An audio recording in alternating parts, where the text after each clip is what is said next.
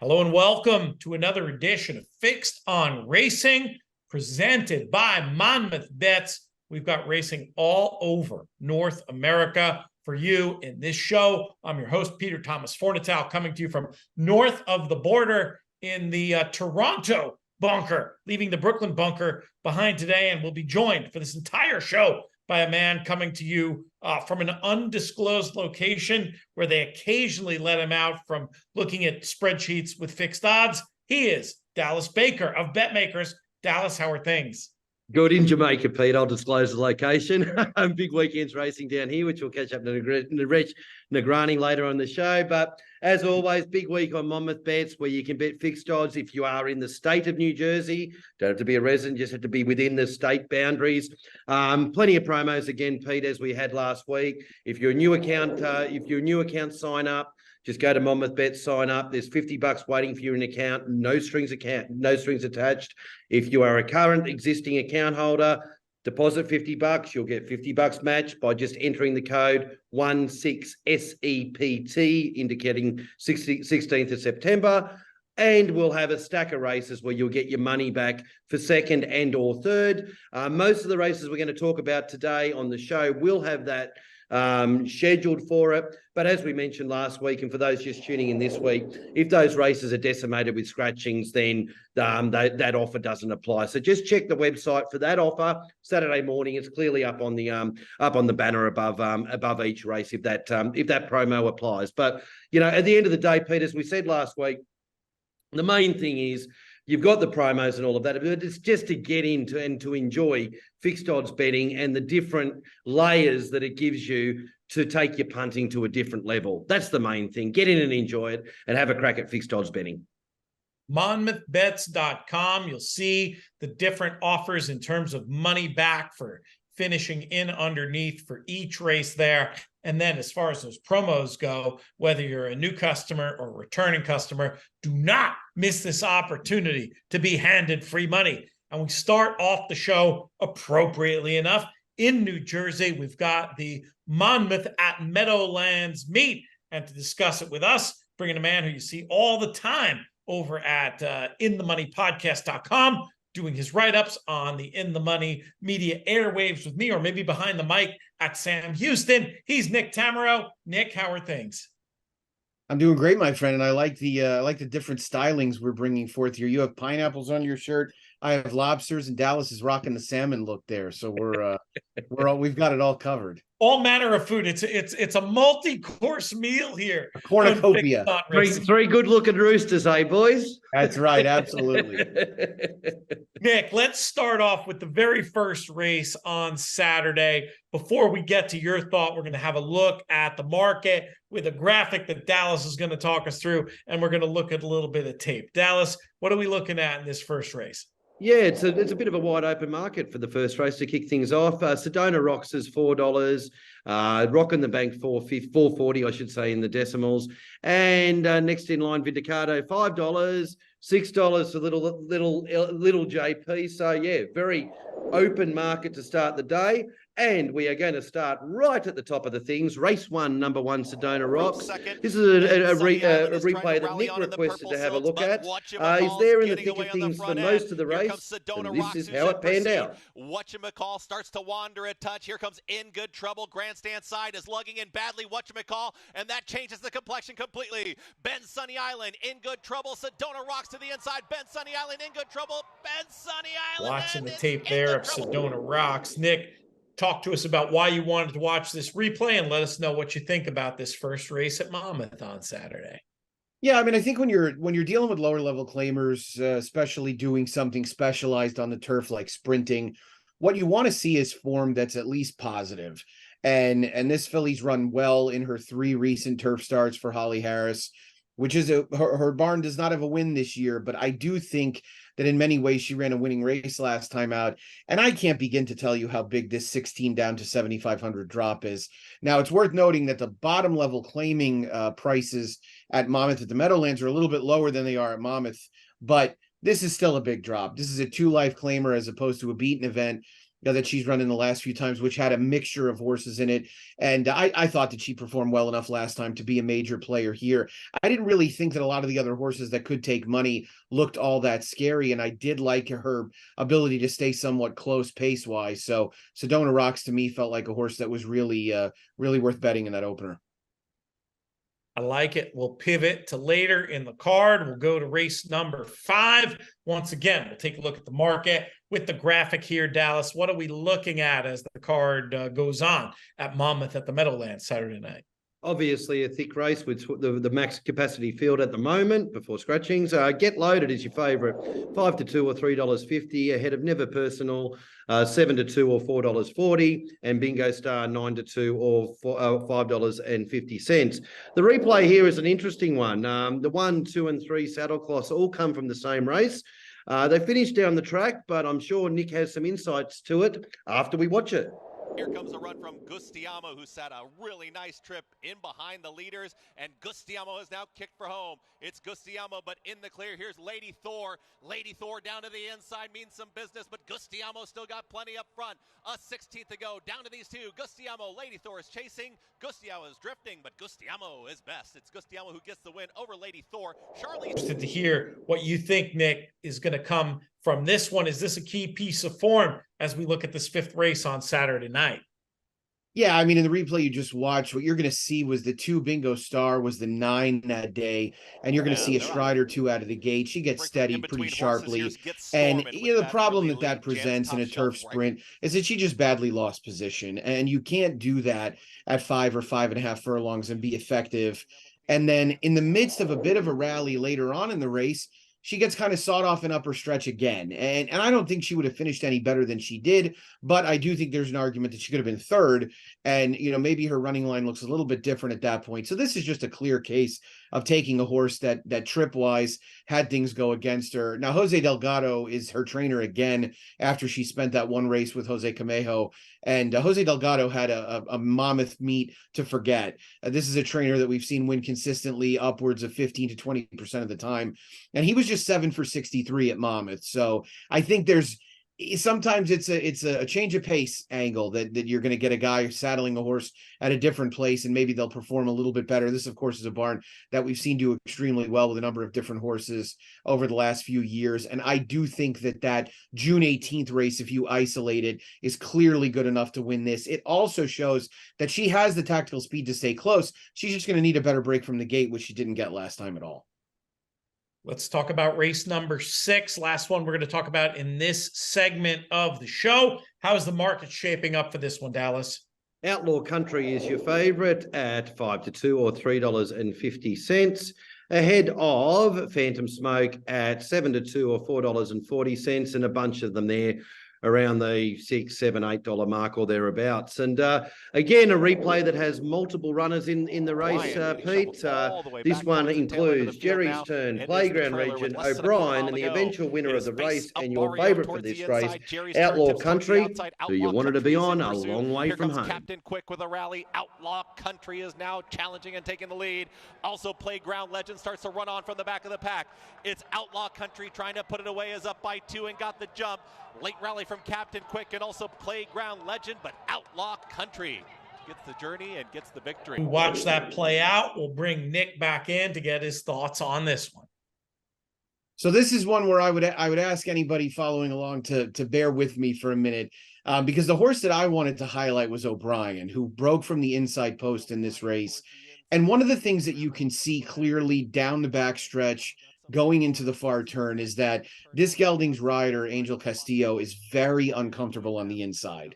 This horse gets steadied multiple times, gets shuffled out, and then again gets shuffled out even harder on the far turn. I don't know what this horse was going to do, right?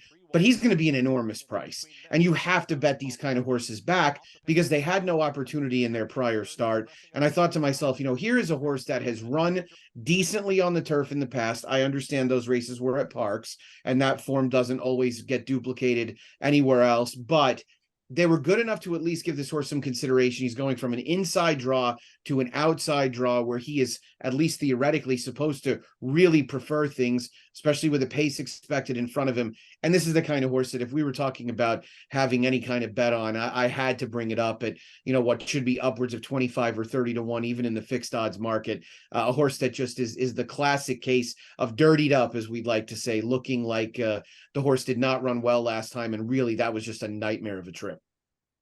Good case on one that could really light things up at Monmouth at the Meadowlands on Saturday night.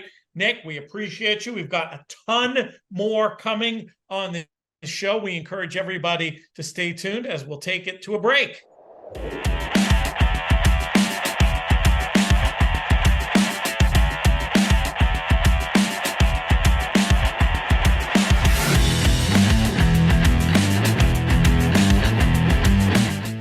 Next up on the show, very happy to be joined by our Delaware Park form analyst. He is Joshua Brown. Josh, what's going on, man? Peter, how are you today? Life is good. Life is good. Very excited to hear about these fixed odds opportunities at Delaware Park on this Saturday card. What are you feeling in general about this? You excited for what's in store?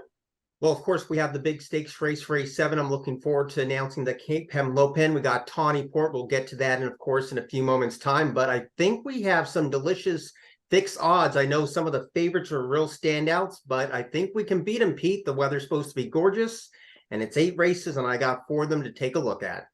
I love it. We'll start off with race number 2. Dallas, what are we looking at in terms of the market here? Even money favourite to start off our Delaware preview in race 2. Alpha Whiskey, $2, or even money fractional, whatever way you want to talk it. Ahead of Must Be Loved, 5 to 2 fractionally, 350 decimal. And then ones around the 5 or 6 to 1 mark, Brother Showtime and Captain Candy.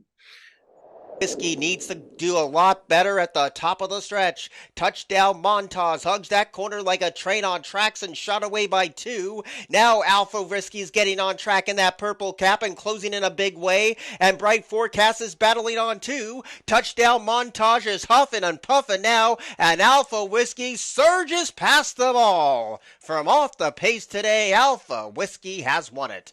That race, Alpha Whiskey did beat Bright Forecast, and you notice that Bright Forecast, if you're looking at your past performances, is now a gelding for the first time in 13 starts.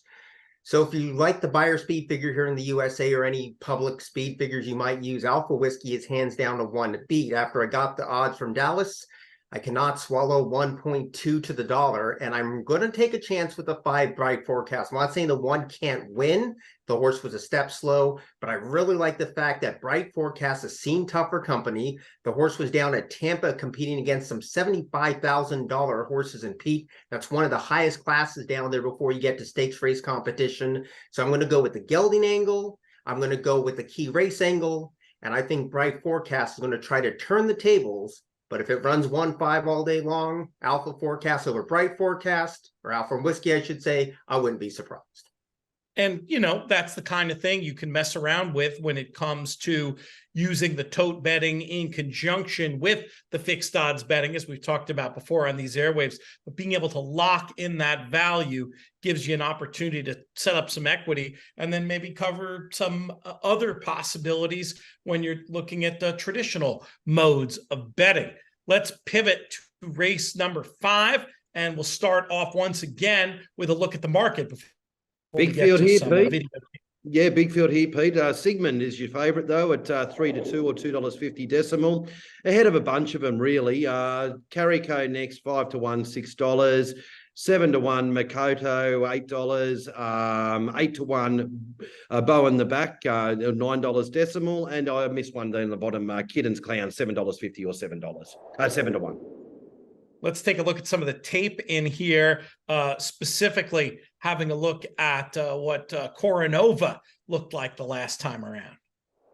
Coronova's right there too. Sam Stormy glides into 4th. They turn in. King of Song trying to see this through for another 3/16 of a mile. Here comes Mission Man, and Mission Man inhales the competition at the gap, and Mission Man kicks away at 4 to 5, and Mission Man with a dazzling display of late speed wins well. Wrecking Ball was 2nd, Coronova 3rd. What caught your eye about this tape, Dallas? Yeah, that was it. The running into the race, you know, it made the surge from it. You saw the replay where it was. It was probably 6 lengths off. It surged to be contesting, and then, you know, was just found wanting on the line. So interested to hear how Josh viewed that run from Coronova. You know, it's funny. 10-1, Announcing that race, the horse was on a soft turf that day, and I've noticed here at Delaware Park when horses come into the stretch, you have to be close. Maybe the move was a little premature. Carol Cedeno is one of the brightest riders here at Delaware Park. She's winning at 14% here. Of course, leading jockey Jamie Rodriguez is just tearing away with everything. With all that being said and done, I think this horse is going to get a softer turf course, gets a lot of class relief.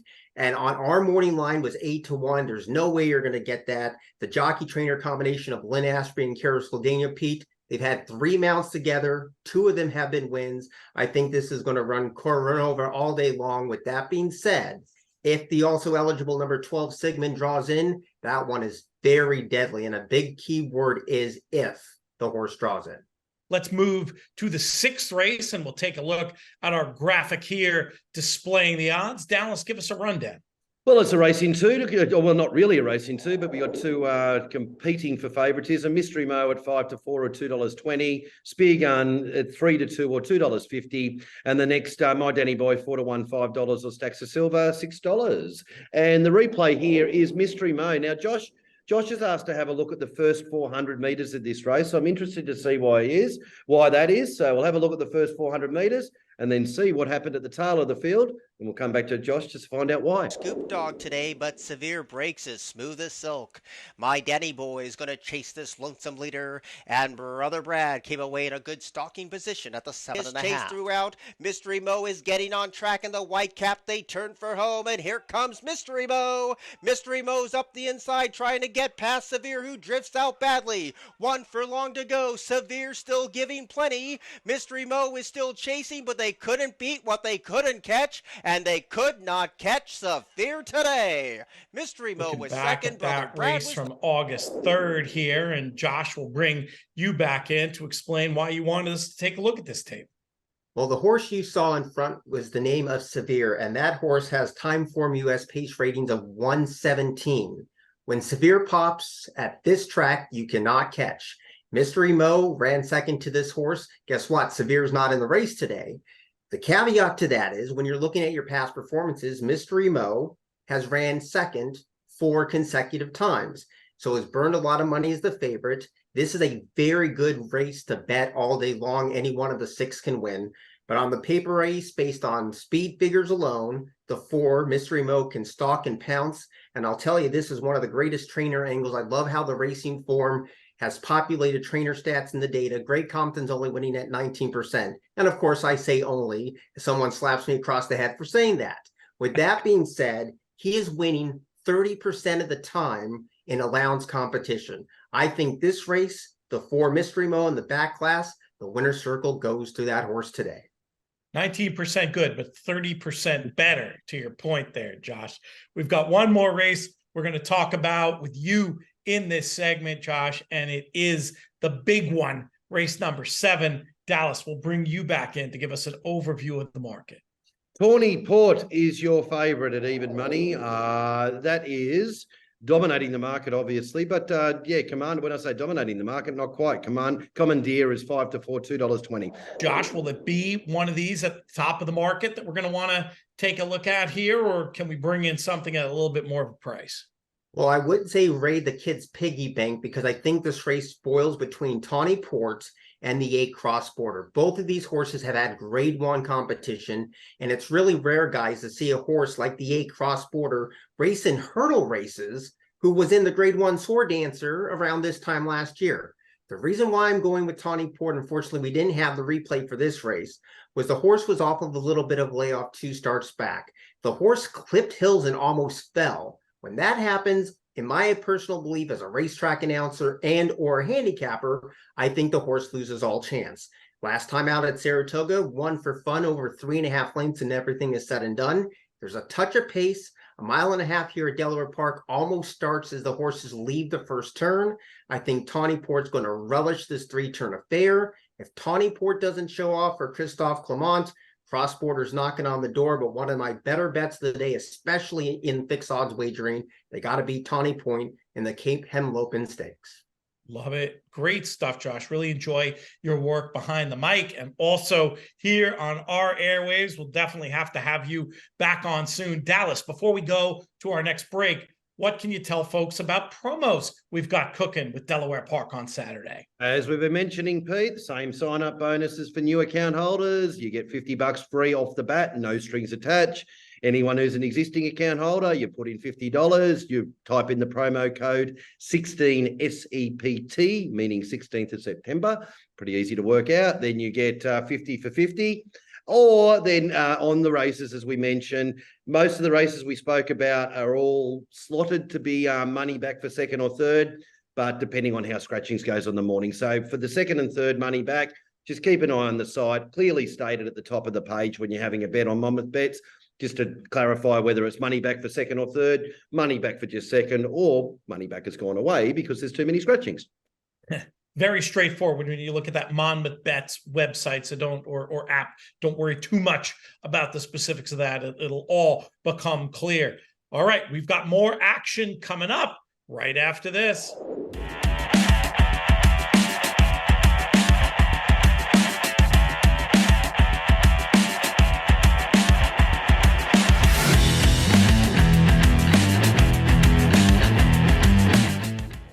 Next up on the show, we head out to what I'm going to call the Midwest. I'm not sure if they actually call it the Midwest when you're from there. We'll let our guest tell me if I'm geographically inaccurate there. But we set our sights on Canterbury Park, a couple of stakes races, a very interesting card on Saturday. And to chat about it with us, we bring in our form analyst, Angela Herman. Angela, how are things? They are very good here in the upper Midwest. I guess that's what we would call it. So Yeah, I'm good if I throw in the Midwest. upper. Yes. We're the ones that are going to dip below zero in a couple of months. So we have to distinguish from the rest of the plain states. But yes, things are going well thus far. And it's game day. So I like you repping the gold and the gold and purple there, like a proper Minnesotan. Yes, I know we are a long-suffering bunch, but they're still got hope at this point in the season. No doubt about it. Everybody does this early, and they've got some interesting little team out there. All right, well, we're not here to talk about football. We're here to talk horse racing, and we're going to start with a couple of stakes races that we've got at Canterbury on Saturday, starting with the Tom Metzen BPA Sprint Stakes. We're going 6 furlongs. We've got 50,000 in the pot. Dallas Baker, give us an overview of what this market looks like. Well, it's one-way traffic here, Peter. Dr. Oscar has opened up an odds-on favourite, 4 to 5 on the fractionals, $1.80 on the decimals, and next pick is XL, and that's the replay we're going to have a look at. It's from last week, with Dr. Oscar leading all the way to pretty much dominate the Croc Rock Minnesota Sprint Championship. And they come charging down the Canterbury Park stretch for 75 grand in the Croc Rock. And the doctor is in the house. Dr. Oscar is operating beautifully. Bayou Benny is re-engaging. After that, the Alligator Hunter and Xavier Dave. But Dr. Oscar is gone. He's the Croc Rock champion. I can see that imperious in victory, as they say, back on the 9th, going the same course and distance. Angela, what's it going to look like this week at Canterbury? Is this going to be another procession for Dr. Oscar? It would seem that way, at least with the field lined up against him. The question will be the quick turnaround, because he did win so impressively on Festival Day, but no amount of big efforts have seemed to slow Dr. Oscar down throughout his season, whether it be at Tampa, Oaklawn, Canterbury. He is just firing on all cylinders this year, so he is the one to beat. But I would be interested in Sir Wellington, the horse just to his outside, because he has taken the different path to get here, because he has a bit more rest to him, and he's very versatile. Sir Wellington is a horse that might have been out of sight, out of mind for some people at Canterbury, but he did run some good races here in the past, so he could fly under the radar as far as those fixed odds go.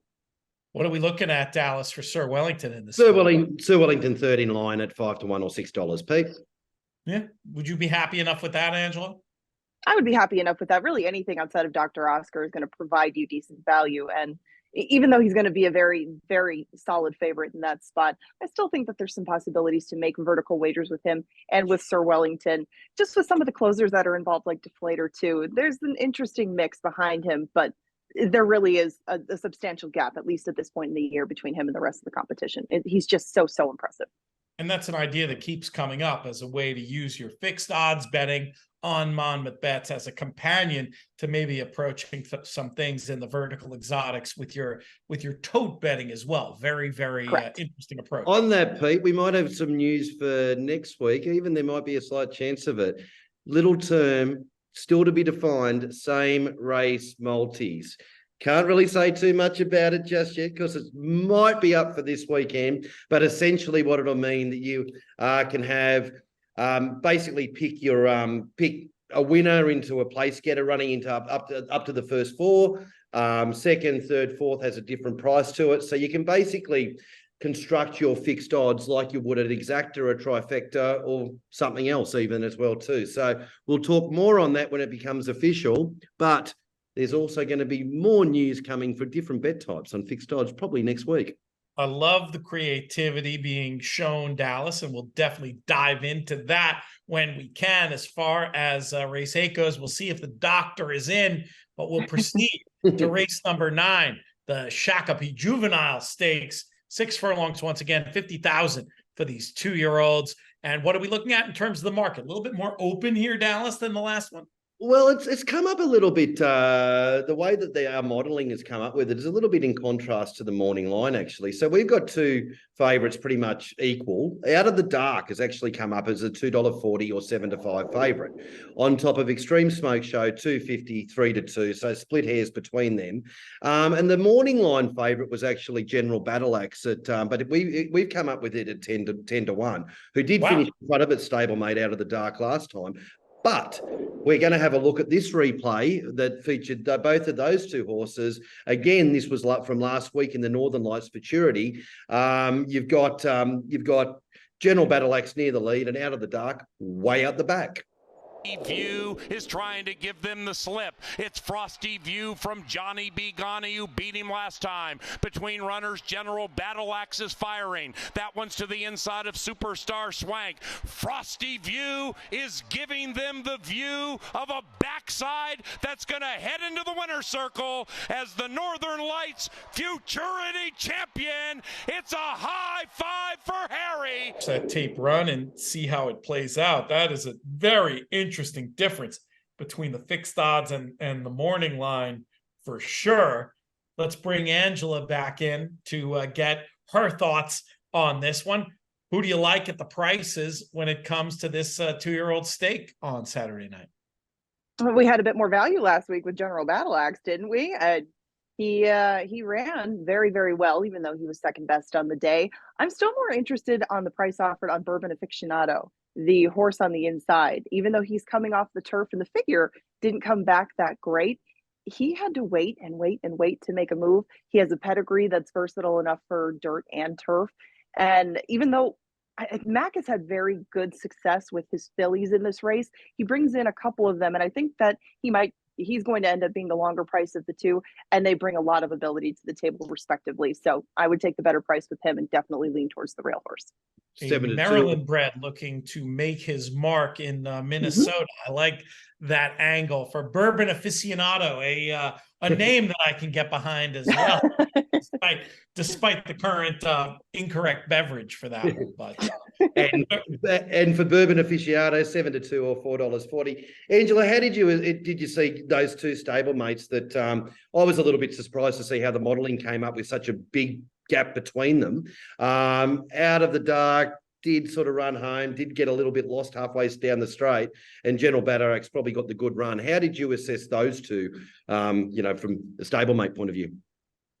I think that Alonzo Quinones was talking to me a little bit about both of the horses because he'd ridden them both, and so was Pete Matson, their owner. And even though they envision a little bit more distance for General Battle Axe down the road, Out of the Dark is getting blinkers on because he's just got a little growing up to do. So I think that Out of the Dark, even though he's got the talent, maybe has some maturing, whereas General Battle Axe has come to hand a bit earlier for them. and he's a bit more tractable too. Out of the Dark wants to be in front, in control of things. And even though he showed a bit of adaptability at first, I think that we'll see a better 3-year-old in Out of the Dark maybe than we see as a 2-year-old. So I would lean the way of General Battle Axe between the two of stablemates. But especially with those prices offered, General Battle Axe would be the choice between those two as opposed to the Mac Robertson stablemates. It is very easy to get carried away with. I mean, not that Out of the Dark flashed right home or anything like that, but, made a good sustained run. It is very easy to get carried away with it, but you go back to it, and General Battle Axe put herself in the right spot, was professional. That is so underrated when you get that flashing light run. And because General Battle Axe is going to probably be professional again, which wins a lot of 2-year-old races. Sure, the other horse might have more ability and all of that, but ability isn't everything in racing. It's actually, most of it is actually finding the right position and maximising it. So, yeah, as I said, I'm a little bit surprised with those prices. It'll be interesting to see how it plays out on Saturday. Angela, while we have you, I know you had a couple of other spot plays on either end of the card. Let's start off with your idea in this curtain jerker, the very first race. We've got 3-year-old and up fillies and mares in the allowance ranks going a mile on the turf. Who do you like in here? I like Midnight Lane quite a bit. And Midnight Lane comes from the Joel Burns stable. At one point in the meet, they were winning almost half of their turf races. And she's also a daughter of It's Tamarino, and her offspring seem to have been getting better with age. She didn't debut until she was 3 years old, and they get better on the turf. She was primarily a turf horse. Her offspring have excelled on that surface. And Midnight Lane just seems to be getting a bit better. And she reminds me of a stablemate of hers named Midnight Current, who just took big progressive steps up as she got to the turf. I think that Joel might see some same things in Midnight Lane, and drawing towards the outside should help her really stay in a good position, depending on how quick Anna Lee, Callie Bally, Honey Bella, some of these horses that tend to show speed want to go. Alice, what are we looking at in terms of the market for Midnight Lane? Another nice price for Angela, around about the 10-1 mark is where it's going to open up, Pete. So nothing wrong with that for followers of Angela.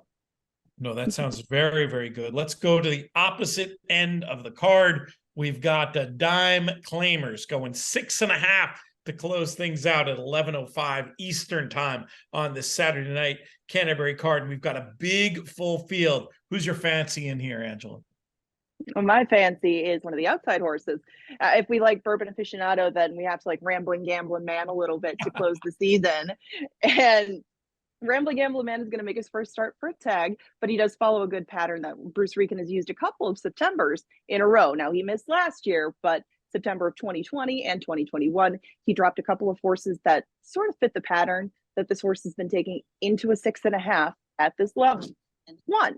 And he's 2 for 10 putting horses in for a tag for the first time. There's some things to like, and he's usually a good price. I know that he wasn't the day that he broke his maiden, but Rambling Gambling Man usually will be a healthy number on the board. And again, outside positioning, just like Midnight Lane, should really help him get a good, clear trip on this cut back in distance. I just think there's a lot of things to like, and the price will be right. Some positive stats, turn back in distance, drop in class, and a name we can all get behind. Rambling Gambling Man in the nightcap for Angela. Angela, thank you so much. I'd say go Vikings, but I'd get worried that I might get struck by lightning for saying those words out loud as a diehard New York Giants fan. But I do wish you all the best.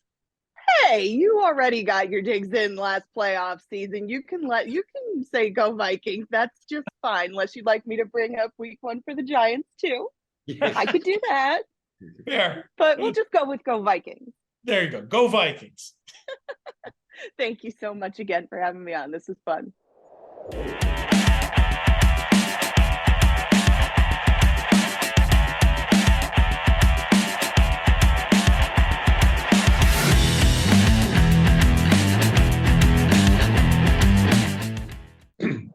Next up on the show, we turn our attention towards Jamaica and Caymanas Park, where we're going to bring in our form expert who had an extremely good week last week, Naresh Nagrani. Naresh, how are things, my friend? Not too bad. Looking forward to another good weekend. Can you promise us you're going to have as good results as last time? Well, I can promise to try. That counts. Dallas, I know you've been really getting across the form at Caymanas. I imagine this is a segment you're looking forward to. Absolutely. And we've really got a thick day. So Caymanas, so most weeks are Saturday and Sunday, but this week is only Saturday. So, and the fields are thick. These are really good fields. And there's one race Naresh is going to talk about, which is the widest race that I think we've ever priced up in the whole of the US. It's going to be fascinating to hear what it is. But just back to the previous segment with Angela and a bit of a Monmouth bet spruik, Pete. You mentioned the sort of medium-term suffering giants there, and obviously the New Jersey Giants and then the New Jersey Jets might not have had the start to the season they were hoping for. But I tell you what, the best thing about being a New Jersey Jets or a New Jersey Giants follower is, if you're at MetLife and you are getting beat 40-0 and you don't even look like scoring a touchdown, you can go to Monmouth Bets and get on there, because that would have been a lot more fun being on Monmouth Bets than it was watching the Giants on Sunday night. Pete, I'd love to disagree with you, but I simply cannot. There are those times when the American football gets so rough, we have to turn our attention to matters such as racing. And let's hope Naresh can bring us right into the winner's circle. We've got 3 races we're going to talk about, starting with the third race from Caymanas on Saturday. Naresh, what are we looking at here? What roundabout got is number 6? I don't normally go for horses who are on a win streak, especially going for the hat trick and so. But Radi Bengala has really turned it around since she got Lasix. And that, the significance of that. And even though she's up in grade, trying to complete the hat trick, she really faces a bunch of horses who are stuck at the grade. So I'm thinking, if we get a fair and square price, what do we have down? $3 I should say, Naresh. $3, and that's probably likely to go up based on the form profiles of some other horses in the race. So let's go with the up-and-comer Rani Bengala in race 3. I like it. That sounds like a good way to get this party started. And we'll move on to your next race. Naresh, where are we going to head next? We're headed to race 7. And in this race, we have one of my favorite angles, which is, 2 favorite angles, which is a horse turning back to sprinting after trying to go along for all of the classic season, just because it's the classics, the Oaks and the Guineas and so. But now number 6, Savvy Girl, is back to sprinting where she belongs. That's what she really wants to do. And back in restricted company, I expect her to win pretty easily here. What are we looking at down here? $2.90 Savvy Girl, just in front of Wayne's Princess at $3 though. So with Wayne's Princess there in the mix, it's holding Savvy Girl at probably a decent price, but I wouldn't be surprised to see that shorten in from the $2.90 quote as we get closer. Absolutely. Can I get it right now? No. That's the beauty of it. Betting opens at Caymanas an hour and a half before the first, Naresh. You know that. The odds you bet are the odds you get. You just got to get down there and get that locked in. I mean, that sounds like a pretty good price for one that Naresh has some excellent confidence in. One more pick from you, Naresh. We're going to head to the very next race, right? That very next race, let's go to race 8, where we're going with number 2, Joyce Golden, who's an American 3-year-old maiden. So in Jamaica, American 3-year-old maidens run against local bred non-winners of 2 horses. Okay? But she's facing a dubious field of non-winners of 2 horses, and she's improving as the American horses usually do as they acclimatize over time. And I think she gets the perfect setup in her just off the speed, and we love her at what price, though? $3.70, which is good. It's a wide market, not even quite favourite. Power of Her Highness is $3.50, just in front of it at the moment. And then another couple too. This is a real competitive market. $4.60 Hot Stepper at the top, and Aria's Reign $4.40, number 9 down the bottom. So there's plenty of thickness, and that's the theme of the day today. And before we wrap up though, and I know you nominated 3 races, Naresh, but there's race 6, which is a maiden race, and we have maiden races in Jamaica that have extended conditions on them. And funnily enough, Peter, as we were explaining just before we came on, these races which is probably, in fairness, the absolute bottom of the barrel, they can be the absolute biggest turnover races. Naresh, this race 6, we've priced up, we've got 7 horses equal favourite at $6.50 in a 16-horse field. Now, you know what the significance of that is for fixed odds bettors, or for bettors in general, is if you have a liking for 3 horses in here, you can bet all 3 of them to make a profit based on those type of prices, $6.50, right? So as we were saying last week, you're not restricted to betting one horse. You can create value in these fixed odds, right? But this race is restricted for horses who haven't earned a certain amount of money in their careers. And this late in the 3-year-old season, that kind of speaks volumes as to their quality. Right. But this is, I call these flip a coin races. You just flip a coin. It's flipping more than one coin, Naresh. It's flipping 16 coins. Yeah, flipping 16 coins. But in these type of races, I do like to go with the better stables, with the top stables and top riders. The top riders usually will, well, as is the case with most races, but especially in these, they'll get the very best pick of the lot, as opposed to maybe riding for their conventional stable.